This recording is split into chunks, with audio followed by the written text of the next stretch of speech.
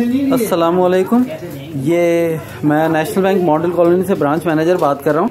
आज सुबह हमारे पास नया कैश आया है जिसमें कि ये नोट हैं और 1000 के भी आए हैं, 500 के भी और 5000 के भी। सारा फ्रेश कैश है और इसमें जो है वो ये हालात हैं इन नोटों के ये। और इस तरह के कितने पैकेट चले गए हैं मुझे नहीं पता, अब लोग वापस लेकर आएंगे तो पता चलेगा। ये तो एक आदमी ने कस्टमर ने वापस किया है तो ये पता चला। इसके अलावा हमने एक और बंडल भी चेक किया, ये एक और पैकेट है, इसमें भी यही हाल है। अच्छा, इसकी डेट कब तक है? 31 मार्च। ये सीरियल मैं आपको दिखाता हूँ। ये सीरियल है, ये सीरियल है इसकी। और इसमें ये एक नोट है 28 है, 29 इस तरह का, 29 इस तरह का। ये दो नोट, हर पैकेट में 2 नोट इस तरह से हैं। ये क्या सिलसिला है?